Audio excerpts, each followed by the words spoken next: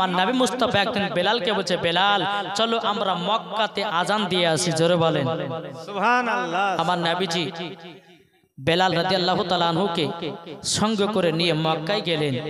যাওয়ার পরে আমার নবীজি বলতেছে, বলে এ বেলাল কাবা শরীফের ছাদের উপরে উঠো। কোথায়? সর্বপ্রথম আজান কাবা শরীফের ছাদের উপরে উঠো, আর কাবা শরীফের ছাদের উপরে উঠে তুমি আজানটা দাও। বেলাল রাদিয়াল্লাহু তাআলা আনহু তিনি বাবাজি কাবা শরীফের ছাদের উপরে যখন বাবাজি উঠেছেন, ওঠার পরে বেলাল রাদিয়াল্লাহু তাআলা আনহু একবার বসছেন, একবার উঠছে, একবার বসছেন, একবার উঠছেন। বাবাজি মুসলমান ভাইরা, আমার নবীজি বলতেছে, বেলাল বেলাল আমি তোমাকে আজান দেওয়ার জন্য কাবা শরীফের ছাদের উপরে উঠালাম। এই বেলাল তুমি কেন আজান দাও না? কিসের জন্য আজান দাও না? বলো না, বলো না। বেলাল রাদিয়াল্লাহু তাআলা আনহু তিনি বলতেছে, বলো গো নবীজি আমি যখন মসজিদে নববীতে আজান দিতাম, ও গো নবীজি কাবার দিকে মুখ করে আজানটা দিতাম। ও গো নবীজি আজকে তো কাবা শরীফের ছাদের উপরে দাঁড়িয়ে গো নবী, ও গো নবীজি কোন দিকে মুখ করে আজানটা দেব? নবী গো আমি তো দূরে দূরে পাই না। আমার নবীজি বলতেছি, আমার নবীজি বলতেছে, এ বেলাল বেলাল তুমি কি জানো না আমি হলাম কাবারো কাবা? এটা জোরে বলবেন না? এ বেলাল আমি হলাম কাবারো কাবা, তুমি আমার দিকে মুখ করে আজানটা দাও। জোরে বলুন না সুবহানাল্লাহ। হযরতে বেলাল রাদিয়াল্লাহু তাআলা আনহু বাবা কাবা শরীফের ছাদের উপরে আমার নবী মুস্তাফার দিকে বাবা মুখ করে আজানটা দিয়েছে। জোরে বলুন না সুবহানাল্লাহ। এ বাবাজি আমার নবীজি কাবারো কাবা, এটাই বাবাজি ফেরেশতাদের আকীদা, এটাই বাবাজি সুন্নিদের আকীদা, এটাই বাবাজি তাবেঈনদের আকীদা, এটাই বাবা সাহাবীদের আকীদা, এটাই বাবাজি সুন্নিদের আকীদা। কি নাম? আল্লাহ বেনামে দিয়েছে 150 টাকা। আল্লাহ তিনা দানটা কবুল করে নিন। জোরে বলুন আল্লাহুম্মা আমিন, আল্লাহুম্মা আমিন। তো বাবা যে সোনা মানিকেরা হযরতে বেলাল রাদিয়াল্লাহু তাআলা আনহু আমার নবীকে সম্মুখে করে আজান দিলেন। জোরে বলুন না সুবহানাল্লাহ। তাই বলতে আছে, চন্দ্র সূরজ গ্রহ তারা চলে নবীজির আঙ্গুলের ইশারায়, চন্দ্র সূরজ গ্রহ তারা চলে নবীজির আঙ্গুলের ইশারায়, দোসরা কোনো মাবুদ নাই ইয়া আল্লাহ ইয়া মুহাম্মদ মুস্তাফা নবী সাল্লাল্লাহু আলাইহি ইয়া মুহাম্মদ মুস্তাফা নবী কামলি ওয়ালা। কে বলে নবীজি সোনার পুতুল, কে বলে নবীজি গোলাপের ফুল, কে বলে নবীজি সোনার পুতুল, কে বলে নবীজি গোলাপের ফুল। আরে 900 গোলাপ 900 পুতুল, 900 গোলাপ 900 পুতুল, নূরুল্লাহ ইয়া মুহাম্মদ মুস্তাফা নবী সাল্লাল্লাহু আলাইহি ইয়া মুহাম্মদ মুস্তাফা নবী কামলে ওয়ালা। জোরে বলা যাবে না সুবহানাল্লাহ। চন্দ্র সূরজ গ্রহ তারা চলে নবীজির আঙ্গুলের ইশারায়, দোসরা কোনো মাবুদ নাই এক আল্লাহ ইয়া মুহাম্মদ মুস্তাফা নবী সাল্লাল্লাহু আলাইহি। বাবাজি সোনা মানিকেরা, তাই আপনাদেরকে বলতে চাই আমরা নাবিজির গোলাম, নাবির জন্য আপনারা কিনা নাবিকে মহাব্বত করব, নাবির সুন্নাতগুলোকে আমরা মেনে মেনে চলবো। বাবারে 5 ওয়াক্ত নামাজ সঠিকভাবে পড়বেন বাবা, 5 ওয়াক্ত নামাজ সঠিকভাবে আদায় করতে হবে, ঈমান ও আকীদাকে ঠিক রাখতে হবে। ঠিক কিনা বলেন নাকি গো? আমি নামাজও পড়ছি, যদি বলে যে নবী 40 বছর নবী, তাহলে নামাজ হবে? জি নামাজও পড়তেছি, যদি বলেন নবী মাটির তৈরি, তাইলে পরে হবে? জিনা সোনামানিকে ঈমান আকীদা ঠিক রাখতে হবে। যার ভিতর ঈমান আকীদা ঠিক আছে, নামাজ পড়েছে, নামাজ কাজে দিয়েছে, রোজা করেছে, রোজা কাজে দিয়েছে, হজ করেছে, হজ কাজে দিয়েছে, দান করেছে, দান কাজে দিয়েছে, আমল করেছে, আমল কাজে দিয়েছে। আল্লাহ পাক আল্লাহ তাআলা বলতেছে যার ভিতর ঈমান আকীদা আছে সেই ব্যক্তি জান্নাতি জান্নাতি। জোরে বলুন না সুবহানাল্লাহ। বাবাজি একবার দরুদ পড়ুন, আল্লাহুম্মা সাল্লি আলা না না সাইয়্যিদিনা মাওলানা মুহাম্মদ ওয়ালা আলিহি মাওলানা সাল্লাল্লাহু আলা মুহাম্মাদিন সাল্লু আলা মুহাম্মাদ হরদম জবান রে কালো পাক নামে মুহাম্মাদ হরদম জবান সলে কালো সফিয়ানা মুহাম্মদ সাল্লাল্লাহু আলাইহি ওয়াসাল্লাম। বাবাজি কে দিয়েছে? এরা সুবহানাল্লাহ। এই দেখেন মা বোনেরা দিয়েছে। এখন আমার মা বোনেরা দিবে। আমি জানি এলাকাতে আমার মা বোনেরা দান করে 300 টাকা দিয়েছে। আল্লাহ তিনার দানকে কবুল করুন। বাবাজি মুসলমান সোনামানিকেরা, তাই আপনাদেরকে বলতেছে বাবাজি আমরা মা বাবাকে মহব্বত করব না, করব না? কি গো, কে কে মহব্বত করতে রাজি একটু হাত তুলেন তো। আমরা মা বাবাকে এক মুঠো ভাত দিতে পারি না, তাই না বাবা? বড় হয়ে গেলে নাকি বাপ মার দাম শেষ না। যারা বাপ মাকে মহব্বত করেছে তারাও আল্লাহর ওলি পেয়েছে। যারা আল্লাহর ওলিকে পেয়ে গেছে তারা নবীগণকে পেয়ে গেছে। যারা নবীগণকে পেয়ে গেছে তারা আল্লাহকে পেয়ে গেছে। যারা আল্লাহকে পেয়ে গেছে তার জন্য জান্নাত ওয়াজিব হয়ে গেছে। তাই বাবাজি মুসলমান সোনামানিকেরা, আল্লাহ পাক আল্লাহ তাআলা জানো আমাদের সকলকে নবীজির আশিক এবং নবীজির গোলাম বানিয়ে নেয়। তাই বাবাজি সোনামানিকেরা বেনামে দিয়েছে 100 টাকা। আল্লাহ তিনার দানটা কবুল করে নিন। তাই বাবারে মা বাবাকে সবাই সম্মান করবেন, মা বাবাকে ভালোবাসবেন। যারা মা বাবাকে দুঃখ কষ্ট দিয়েছেন বাবাজি তাদের নামাজ রোজা সব যাবে বিপালে।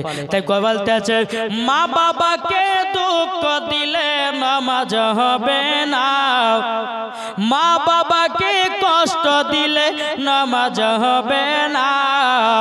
আল্লাহ নবীজি দয়া তার পাবে না, হরে আল্লাহ নবীজি দয়া তার পাবে না। মা বাবাকে কষ্ট দিলে নামাজ হবে না, মা বাবাকে দুঃখ দিলে রোজা হবে না। আল্লাহ নবীজি দয়া তার পাবে না, হরে আল্লাহ নবীজি দয়া তার পাবে না। মা বাবা অতি আপন, মা বাবাকে করো যত্ন, মা বাবা অতি আপন, মা বাবাকে করো যত্ন। মা বাবা দুঃখ পেলে নামাজ হবে না, আল্লাহ নবীজি দয়া তার পাবে না। বাবারাও এ সোনামানিকেরাও, ওগো আমার আব্বাজি মুসলমান ভাইরাও, আমার নবী করিম সাল্লাল্লাহু তাআলা আলাইহি সাল্লাম বাবাজি একদিন সাহাবীদেরকে নিয়ে বাবা একটা কবরস্থান দিয়ে হেঁটে যাচ্ছেন। অনেকে মানুষ বলছে যে মাটি নাবি নাকি মাটির সঙ্গে মোর মিশিয়ে গেছে, যেরকম নাউজুবিল্লাহ। এই কি গো, নাবি কি মাটির সঙ্গে মিশিয়ে গেছে? এই কথা বলেন না কেন? জোরে কথা বলেন। জি, সুন্নিদের আকীদা আমার নবী মুস্তাফা এখনো জিন্দা আছে, কিয়ামত পর্যন্ত জিন্দা নাকি বলছে? এটাই বাবাজি সুন্নিদের আকীদা। এটা জোরে বলবেন না বাবাজি। এক ব্যক্তির সঙ্গে বাবাজি দেখা ওই কৃষ্ণনগরে। তো তো একজন ওয়াহাবি, মালটা হচ্ছে ওয়াহাবি। তো আমাকে বলছে যে মৌলভী সাহেব আপনার ইউটিউবে ওয়াজ আমি তো শুনেছি, কিন্তু কিছু কিছু ওয়াজ আপনি ভুলভাল করেন কেন? আমাকে তাই বলছে। আমি বলছি কি ভুলভাল ভাই, বলেন একটু বলেন। তো বলছে আপনারা বলেন নাবি জিন্দা। আচ্ছা নাবি কি জিন্দা আছে? আমি বলছি 100 বার জিন্দা আছে। জোরে বলেন 100 বার জিন্দা আছে। এ বলতেছে যে দলিল দিতে পারবেন? বলছে অবশ্যই দলিল দিতে পারবো। আমি ওকে বললাম যে ভাই যদি দলিল দিতে পারি তো কি হবে? বলে আমি সুন্নি হয়ে যাব। আচ্ছা ভাই আপনি কি দুরুদ কাম করেন? বলে দুরুদ কাম কিছু করি না আমি। তাই বলছে ওই ওয়াহাবিটা। তো আমি বলছি ঠিক আছে, এই হচ্ছে পাক্কা ফারাজি। আল্লাহ আল্লাহ গো একে সুন্নিয়াতের ভিতরে দাখিল করে নাও। আমি তাকে বললাম যে ভাই চলুন আপনি আমার কাছে দলিল দিবেন, বলেছেন নবী জিন্দা না মুর্দা। আমাদের কি আকীদা? জোরে বলেন না, এই দুই একটা বললে হবে, সবাইকে বলতে হবে নবী কি নবী আছেন জিন্দা। আমি ওকে বললাম যে ভাই আমরা যখন কবরস্থান দিয়ে হেঁটে যাই, আচ্ছা আপনারা যখন কবরস্থান দিয়ে হেঁটে যান একটা দোয়া পড়েন না? কি পড়েন? আসসালামু আলাইকুম ইয়া হালাল, পড়ি না? তো বাবা মুসলমান সোনা মানিকেরা, তো এই দোয়াটা পড়ি হাদিস শরীফ থেকে প্রমাণিত যে যেই কবরে সালাম দেওয়া হয়, সালামের জবাব মুর্দা ব্যক্তিরা কি দেয় না? দেয়।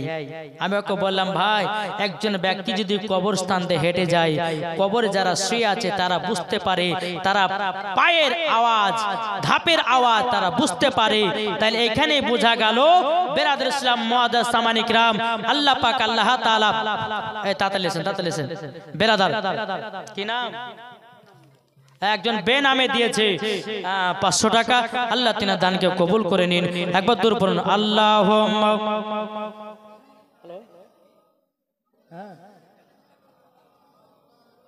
আমি আসছি ওয়ালা আলে সাইয়্যিদিনা মাওলানা মুহাম্মদ। আরেকজন দিয়েছে 500 টাকা। আল্লাহ তিনার দানকে কবুল করে নিন। যেরকম আল্লাহ মাবিন। আমি তাকে বললাম বলো শোনো ভাই, যদি একজন মুর্দা ব্যক্তি যদি কবর থেকে সালামের জবাব দিতে পারে তাইলে বলো যেই নবী না হলে পরে আসমান হতো না, যে নবী না হলে পরে কোরআন হতো না, যে নবী না হলে পরে নামাজ পেতাম না, যে নবী না হলে পরে হাত পেতাম না, যে নবী না হলে পরে দুনিয়ার কোন জিনিসকে পেতাম না, যে নবী না হলে পরে 18,000 মাখলুকাত 80,000 আলামকে পেতাম না। আমরা নবীর ওসিলাতে সব পেয়েছি। জোরে বলবেন না সুবহানাল্লাহ। আমি তাকে বললাম যে ভাই একজন মুর্দা ব্যক্তি যদি কবর থেকে সালাম দিতে পারে তাইলে বলো যে নবী না হলে পরে সারা কুল কায়নাত হতো না, সে নবী জিন্দা না মুর্দা? ওই ব্যক্তিকে বলছি বল জিন্দা না মুর্দা? আমার নবী মুস্তাফা জিন্দা। জোরে বলেন সুবহানাল্লাহ। তারপরে ওকে বললাম যে ভাই একটা দলিল হলো, আর একটা দলিল নাও। বলে কি দলিল? আমার নবী মুস্তাফা যখন সবে মিরাজে গেছিলেন রজব মাসের বাবাজি 27 তারিখে দিবাগতের রাত বাবাজি গেছিলেন খোদার সঙ্গে দিদার করার জন্য। বেরাদর ইসলাম আল্লাহর সঙ্গে নবী মুস্তাফার সঙ্গে ডাইরেক্ট দিদার করলো। জোরে বলে আজ কিছু ওয়াহাবি দেওবন্দি ফারাজি এরা বলতেছে নবী নাকি দিদার করেছে।